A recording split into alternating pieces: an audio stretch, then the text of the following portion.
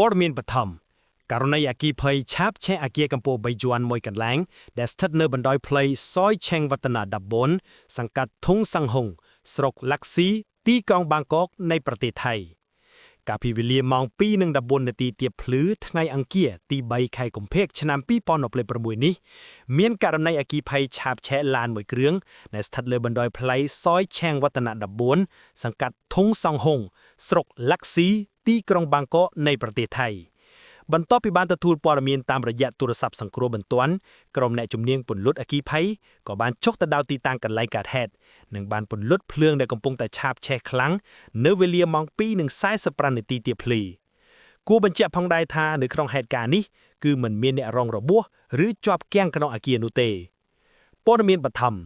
ករណីអគ្គិភ័យឆាបឆេះឡានមួយគ្រឿងដែលស្ថិតនៅបណ្ដោយផ្លូវបូរមរាជជនី30សង្កាត់តាលិញច័ន្ទស្រុកតាលិញច័ន្ទទីក្រុងបាងកកនៃប្រទេសថៃនៅវេលាម៉ោង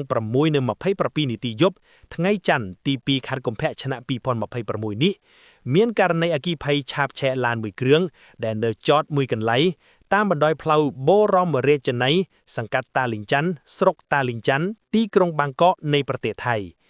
ចំពោះករណីនេះក្រុមអ្នកជំនាញពន្លត់អគ្គិភ័យបានមកដល់កន្លែងកើតហេតុនិងគ្រប់គ្រងបាន 100% យ៉ាងណាមិញនៅក្នុងករណីនេះគឺមិនមានអ្នករងរបួសឡើយ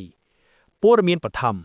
ករណីអគ្គិភ័យឆាបឆេះផ្ទះ2ខ្នងនិងមានកម្ពស់2ជាន់មួយកន្លែងដែលស្ថិតនៅបណ្ដោយផ្លូវរ៉ាត់បូរណៈមុនភ័យទីក្រុងបាងកកនៃប្រទេសថៃ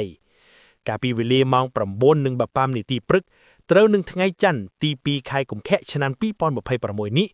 មានករណីអគ្គិភ័យមួយបានឆាបឆេះផ្ទះ2ខ្នងនិងកម្ពស់2ជាន់មួយកន្លែងដែលស្ថិតនៅបណ្ដោយផ្លូវរ៉ាត់បូរណៈ20ស្រុករ៉ាត់បូរណៈសង្កាត់រ៉ាត់បូរណៈទីក្រុងបាងកកនៃប្រទេសថៃបន្ទាប់ពីបានទទួលព័ត៌មានពីការរាយការណ៍តាមប្រព័ន្ធទូរស័ព្ទសង្គ្រោះបន្ទាន់ក្រុមការងារពន្លត់អគ្គិភ័យបានធ្វើដំណើរឆ្ពោះទៅទីតាំងកន្លែងកើតហេតុដើម្បីធ្វើការពន្លត់ភ្លើងដែលកំពុងឆាបឆេះយ៉ាងខ្លាំង